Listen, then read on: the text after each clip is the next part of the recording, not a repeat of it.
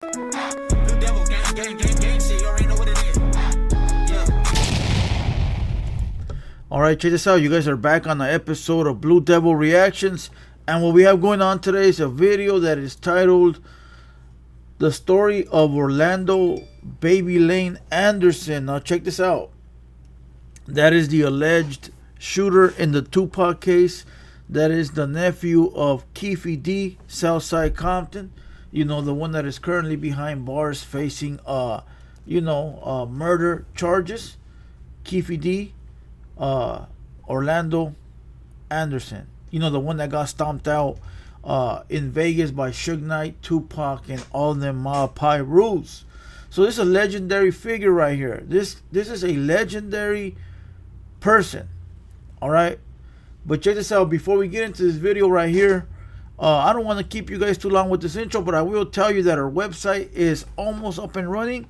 It is 95% done. As a matter of fact, let me show you guys a sneak peek real quick. Do not attempt to go to the website for the simple fact that you cannot buy none of the products that are there now. We are basically adding the products and finishing up the touches on the page itself. Oh, I gotta change that. See what I mean? Every time I look at it, there are things that I gotta change, but here you go. Alright.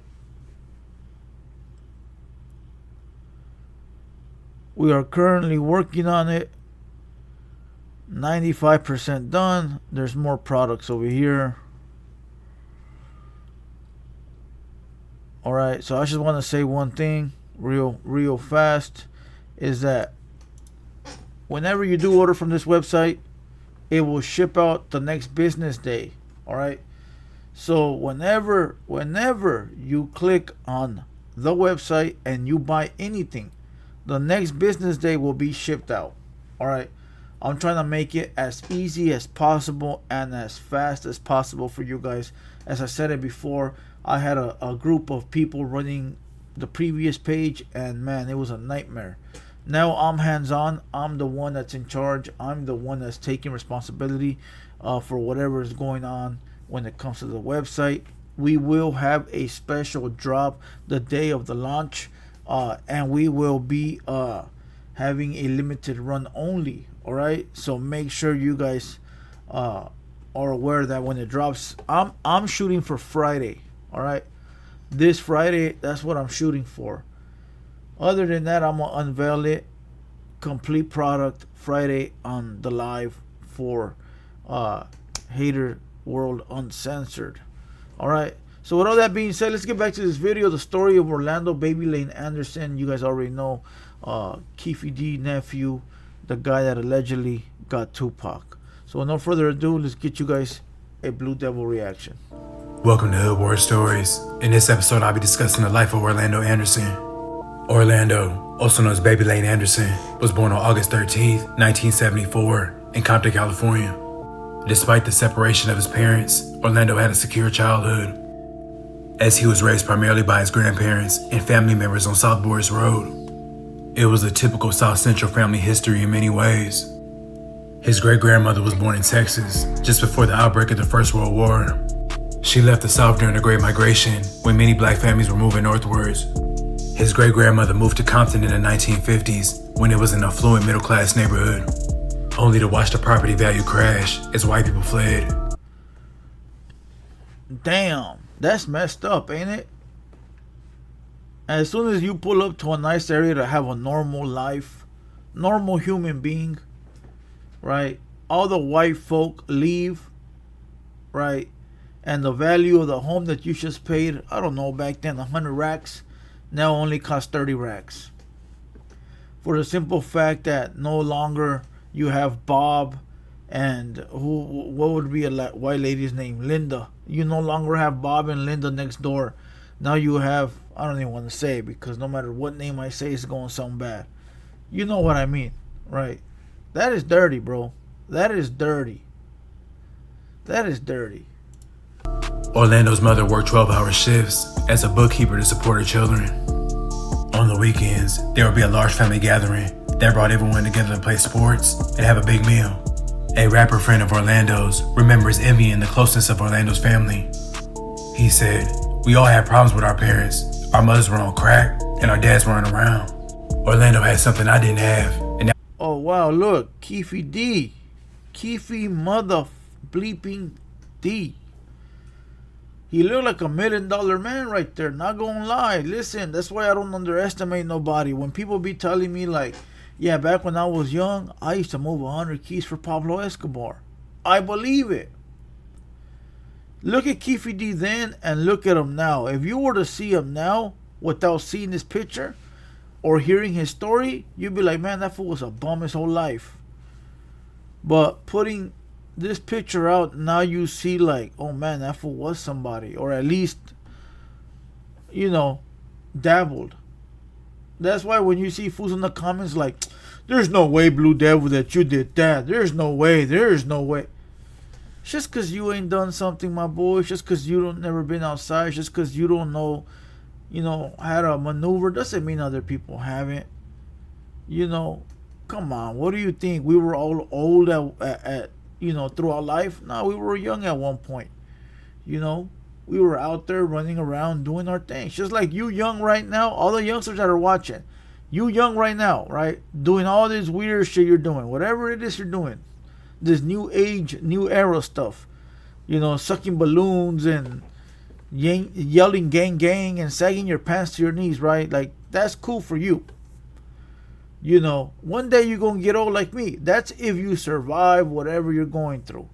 If you don't survive, you're not going to be old like me or like Keefy D or like other people. You're not going to be able to tell the stories of you hitting Nas, yelling gang gang.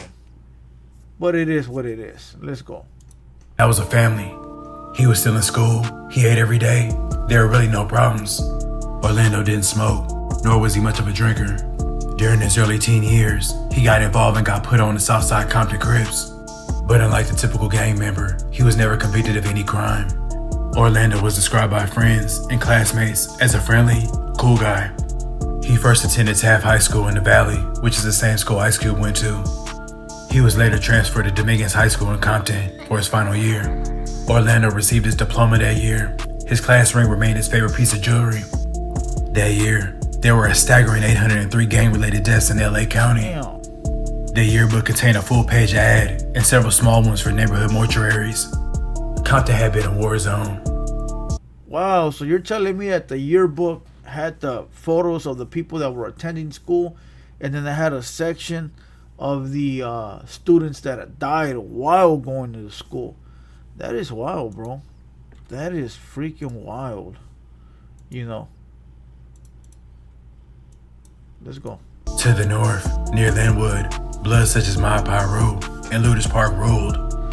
To the south, in Compton, were sets like Corner Pocket Crips, Kelly Park Crips, and Southsides. Murder rates climbed year by year, but the rest of the world wasn't paying attention. Until 1987. Rap legend, rap icon, rap entrepreneur, street legend, street gangsta, right here. The man, the myth, the legend, right here. Easy mother E, right? When I die, on my tombstone, right, I'll put Compton on the map. Something like that. But listen, nothing would be possible without this man. Damn, already? Hey, listen, nothing would be possible without this man. No Suge Knight, no Dr. Dre, no Ice Cube, no Interscope Records, no Aftermath, no G-Unit, no 50 Cent, no Slim Shady, no, damn, the list goes on. A lot of things would not be possible. No Kendrick Lamar. A lot of things would not be possible without this man. This is the man that created rap. You guys can say hip-hop this, hip-hop that. No, without this man, we would not know what Compton is. One former Compton Crip known as Eric Easy E. Wright, who was a friend of Orlando's family, formed the group NWA. Then came Suge Knight, who's with My Power Root to the north. Now with this man here also, a lot of things would not be possible. I don't blame Suge Knight because his sense of business saw opportunity and said, you know what? I can do what others can't do. You know, maybe Eazy-E trying to go legit. I'm gonna be the gangster of rap as far as like doing things outside of the norm, right? Eazy-E might sue you, you know, he might not. Who knows? But he might do things right because he got Jerry Heller on his back. But Suge Knight ain't gonna do all that. He gonna go and drag you down the street until you sign some paperwork. You know, a little different. He wanted some of what Eazy-E had. Suge founded his business off the production talent of Dr. Dre, whom Suge allegedly strong-armed out of his contract with Eazy-E with the help of several Bloods and a few baseball bats. After 1992, death row flourished. The North was up, the South was down. Suge enjoyed playing the role of the Godfather. It's no secret that he placed the Bloods from his neighborhood on his payroll. As he should. Money flooded into the north side of Compton. As he should. He accumulated all the homies from the hood to come and have positions at death row. Now, a lot of them were not smart enough to realize, like, damn, you know, this might not last forever. Or, you know, seeing the downfall slowly creep up, you know, and use the money they had to open up their own legitimate businesses. You know, a lot of homies are not smart like that. So maybe they didn't realize that this ain't going to last forever. And we all know it didn't. But at a price. Tupac wasn't from Compton. He was born out east. When he was locked up in 1995, he was born out east. Come on, bro. Why they do Tupac like this, my boy? Who wants to argue with me real quick? Or debate? Tupac would not be legendary without Suge Knight. Tupac would not be legendary without Suge Knight. Now, I'm going to make it very easy for you. If you guys want to debate this, make sure you guys pull up to the live tonight at 8 p.m. on Hater World Uncensored. I'll put the link up here, wherever it might pop up. If you're not subscribed, go subscribe. We go live every day at 8 p.m. We're going to debate whether Tupac was legendary before death row or not. 8 p.m. Hater World Uncensored. When he was locked up in 1995, Suge saw his chance to gain control of the fastest rising star in hip-hop. He arranged for a $1.4 million bail to release Tupac from jail pending his appeal. Joining death row made Tupac a superstar, but it also brought out a different side of him. With death row acting like a gang itself, Tupac eagerly took to the road. In his open-top Jaguar, Tupac would roll through the Mile Pyru neighborhood, proudly mixing in with his people. Hey, how gangster is that, bro? Where's the picture? How gangster is that to pull through the hood in that, my boy? The biggest rap star of the time, Tupac, right? Biggest rap star of the day, rolling through the hood in this whip right here, my boy. That is legendary. Imagine you see Chalino in La Trocona, right? The 4x4 rolling through Linwood or you know, Maywood or Huntington Park with the 4x4. Imagine if you see that. Come on, bro. That's legendary, my boy. I don't care what nobody say. Tupac would roll through the Mile Pyru neighborhood, proudly mixing in with his people. Ironically, it turns out what Orlando really dreamed of was a career in music. By 1996, the year he turned 21, he had made a little headway. He lived with his girlfriend in her apartment in Lakewood, which is just southeast of Compton. She was a student nurse, and by this time they had 2 girls. He was also juggling another relationship with another woman who had just gave birth to his 3rd child. In May of 1996, Orlando and his stepbrother decided to start a record label together. They named it Success Records. Garbage, dumpster juice. Who invited this kid? Success Records and Entertainment? No, compa. What's cracking? 7 Daily Sins. War After Daylight. Right to this. I keep rolling. Blow 'em out the water. It's a Kappa. Another saga. Street struggle in my city host. Somebody get a hold of this. If anybody can get a hold of this, I want to hear this, bro. I want to hear this. I'm very intrigued by maybe the song War After Daylight. What the hell does that mean? War After Daylight. Let's go. In July of 1996, there was an altercation between Orlando and Trevon Lane at Foot Locker in Lakewood Mall. Allegedly, Orlando tried snatching Trevon's death row medallion and it broke off his neck. Both parties left the mall with them.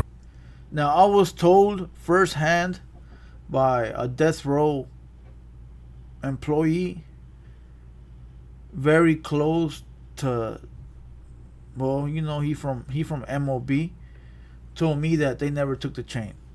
In person. He told me in person. He told me they never took the chain. Ever. Resolved issues. Orlando's other passion was sports, so on September 7th, he drove to Las Vegas with his girlfriend in a borrowed car to watch the Mike Tyson fight. He checked into the Excalibur Hotel, just across the street from the MGM Grand.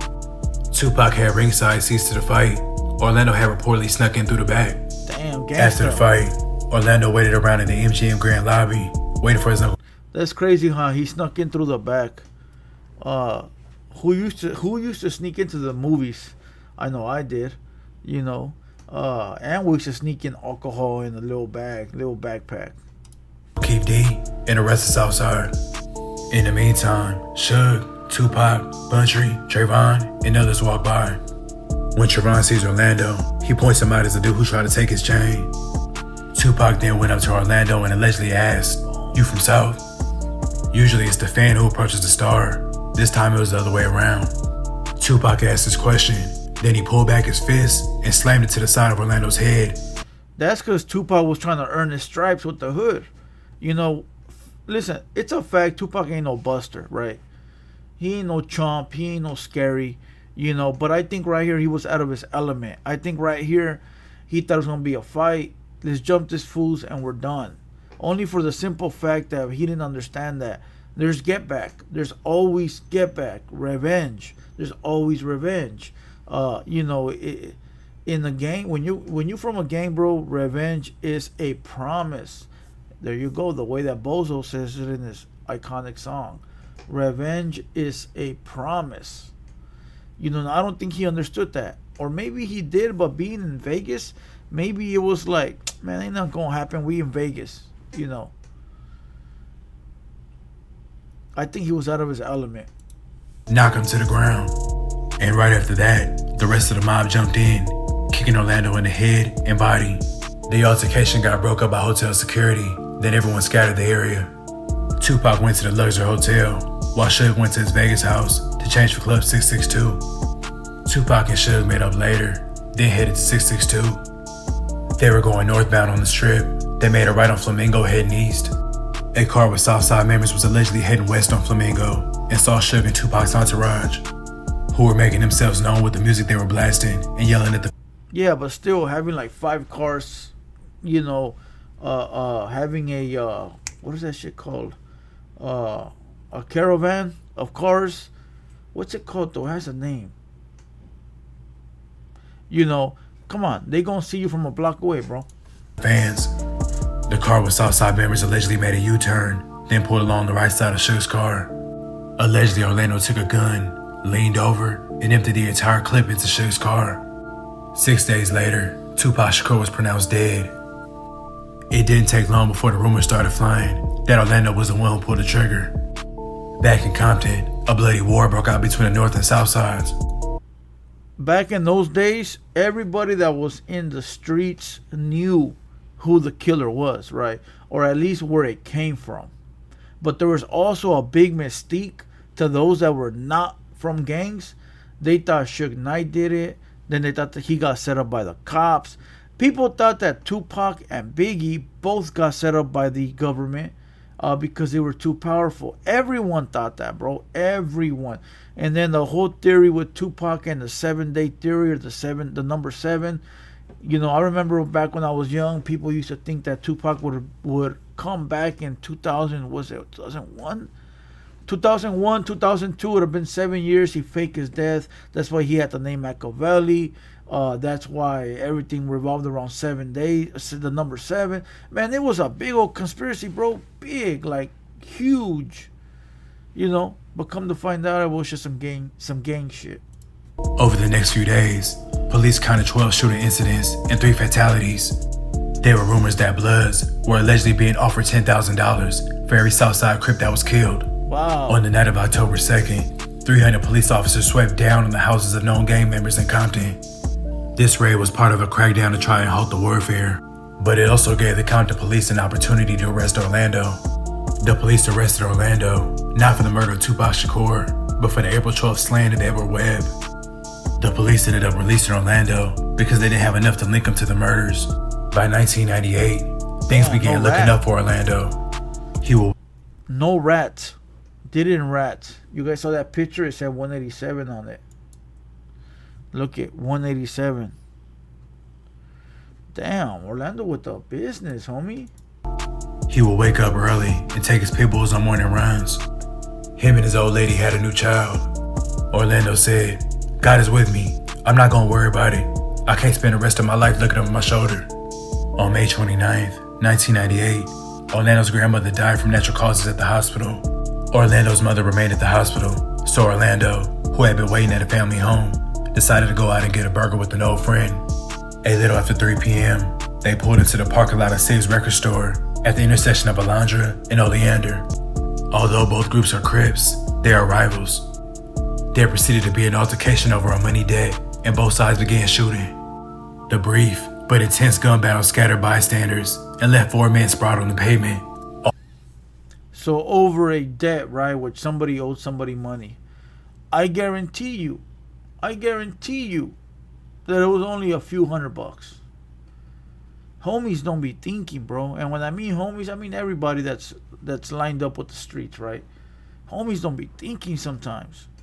Like, and I know a lot of times it's like, it ain't the money, right? It ain't the money. It's the simple fact of, you gonna look at me like a fool if I don't do something over what you owe me.